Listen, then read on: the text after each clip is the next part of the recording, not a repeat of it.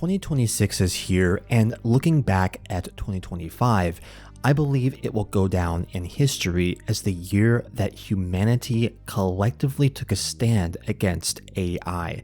It was the year that having a dislike for AI went mainstream. But how did we get here? How are we fighting back? What are the surveys telling us, and what does the massive rejection of AI teach us going forward? How can we use the lessons learned in 2025 to chart a path for humanity going into the future? I think we all remember the times not just long ago when Will Smith was eating spaghetti and so-called AI art seemed like fever dreams. People joked and wondered what the point was. Then came ChatGPT in late 2022. Generative AI became better and better, and sometime around early 2025, it became clear that AI creations such as text, voice, music, and video began to approach quality indistinguishable from those made by humans. Got real. To many, this was shocking. To some, liberating and exhilarating, and of course, to the millions of artists and creators whose work was raped and scraped, it was soul-crushing and demeaning. It became clear that AI art, videos, and music were here to stay, or so the experts claimed. They said that we as humans are just going to have to accept the future, coming at us like a freight train or get run over. It was inevitable. Then came 2025. Artists and creators, the people whose livelihoods were first affected, had been mad all along, pushing back with no AI art platforms such as Sara and anti-scraping poison pills such as Nightshade. But in 2025, something different was happening. A large majority of the rest simply said no to AI. So what happened? The first thing that happened is a general rejection and distaste for all things AI. According to Pew Research, there is a big wave of apprehension from all segments of society toward AI. 53% of all Americans now believe that AI will make people less creative. And no, it's not just the boomers. Leading the way are the youngest generation, those under 30, with a full 61% of Gen Z fearing that AI will make people less creative and take away meaningful relationships with others. This shows that the trend is not some blip and will get bigger.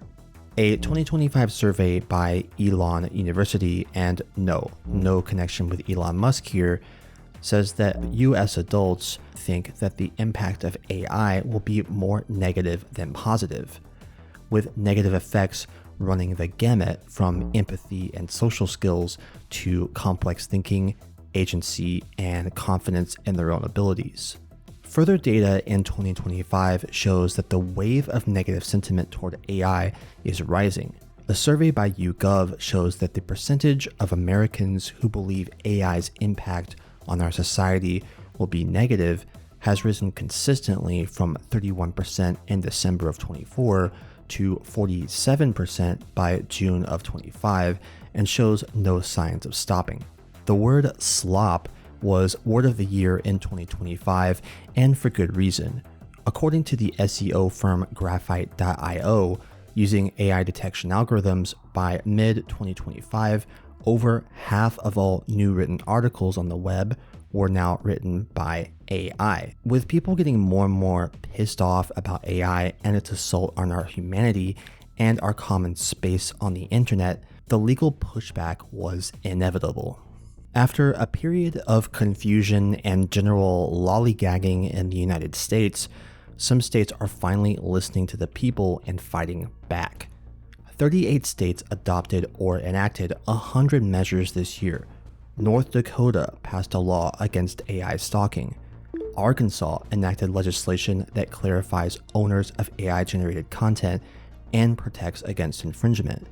California has a slew of bills in motion, one of which aims at stopping chatbot creators from making their bots more addictive. The key moving forward is going to be putting these laws into action and hitting companies where it hurts, the wallet, since that is all you can do in a society where profit is rewarded above almost all else. Unfortunately, several fair use lawsuits held up in favor of AI companies, ruling that using copyrighted works to train models is fair use. But there have been several big wins, such as the massive $1.5 billion settlement in the class action Bart's vs. Anthropic. Trump is also trying to block states from passing anti-AI laws, but there are more than 50 ongoing copyright suits versus AI in the US, so the battle rages on. If the US system is any representation of the people, eventually it will reflect the will of the people, which is clearly becoming critical of AI. But there's more than just legal battles raging on. In 2025, people realized more and more the effects of anti-human technology on their lives. That's right, I said anti-human, something I will be talking more about later. With all of the AI slop out there, people are remembering the value of human-made creations. What do I mean by this? Take knitting, for example. What is the point of knitting nowadays? You might think that knitting would have been flattened by that freight train of the future by now, a forgotten and useless art, but you would be wrong. In fact, knitting, embroidery, and cross-stitching have become much more popular recently, partly due to Gen Z picking up the needles. More and more young people are reporting feeling grounded and peaceful while doing these crafts away from their cell phones. The point is that people are recognizing once again the value of human-made art. According to Scientific American in September of 25, more than 60% of people would like art less if they found out it was created by AI. 81% said there's a difference in the emotional value of human art and AI creations. Only 13% said that people who use AI to make art should be called artists. People are realizing that a human creation has something that AI creations will never have, and further, not being ashamed to admit that the human element is important and should be cherished. Yet, unfortunately, there are people, some of whom control massive tech companies, who follow a creed that belittles that human element or even implies it doesn't exist. Computationalism. Have you ever heard someone talk about the brain as hardware or machine? Have you ever heard someone talk about the processing speed of the human brain?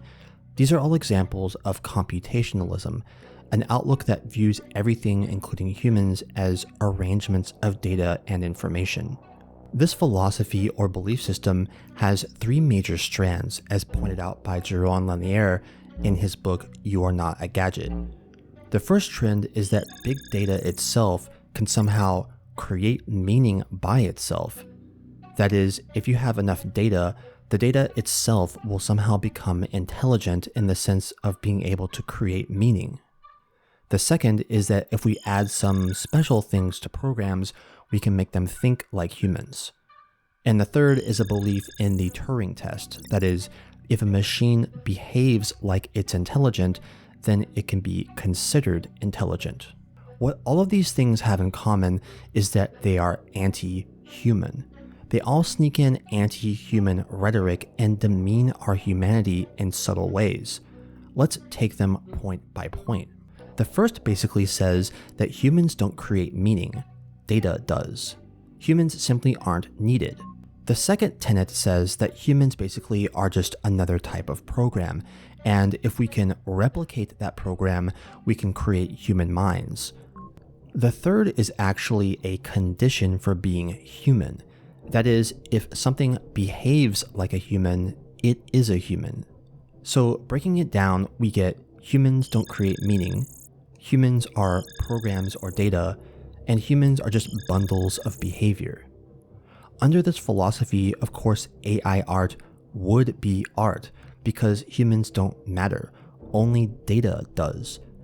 If so-called data gives you the same visual sensation as a painting, then they are the same, right?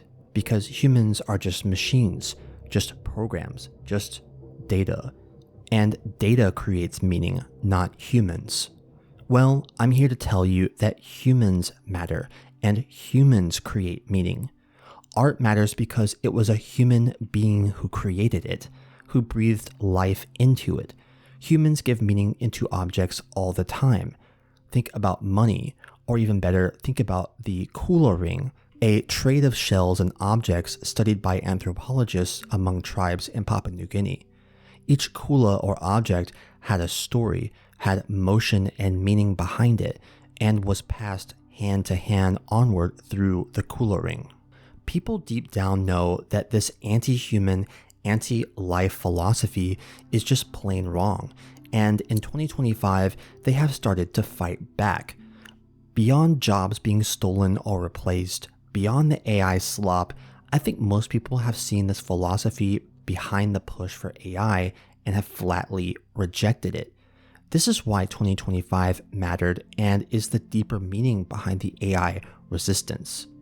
When it comes to generative AI, I think ethical AI models, if they existed and weren't based on stolen creations, could have a certain use. But for most people in 2026, these will never be taken seriously and are not considered art. And people know that now. They see them for what they are, diversions to see and forget a second later, like visual junk food. And I predict that just like a kid gorging on sugar on Halloween and getting sick, the distaste for these diversions will grow and people will again demand real human-made art that nourishes the soul. I think further that doing something that demeans or cheapens humanity is not the correct way forward. And in 2025, with the response to generative AI as a whole, the people have spoken loud and clear, survey after survey, that they agree. There is less and less shame associated with being critical of tech and AI these days, and I predict this trend will continue the more they encroach on our humanity. However, I'm not going to divide for the algorithm's sake. I think most AI researchers and fans of AI that follow the tenets of computationalism mean well and are not mustache-twirling villains or trolls. I just think that their intelligence is leading them down the wrong path. 2025 has shown that this is not something humanity wants, and deep down, I don't even think it's something they want either. Just listen to Douglas Hofstadter have a massive change of heart after a lifetime in the field of AI. It's not clear if that's the case, but it's certainly conceivable. It just renders humanity a very small phenomenon compared to something else that is far more intelligent and will become incomprehensible to us, as incomprehensible to us as we are to cockroaches. That's an interesting thought. Well, I don't think it's interesting. I think it's terrifying. I hate it. I think about it practically all the time, every single day. Wow. The 21st century is when we realize just what this sort of tech stands for, and it's also when we will decide how we stand and where we go from here. It's not about throwing out all technology, but about putting humans in first place. Contrary to what computationalism says, it is the humans who create the meaning and should direct technology to its benefit, not the other way around. Soul out.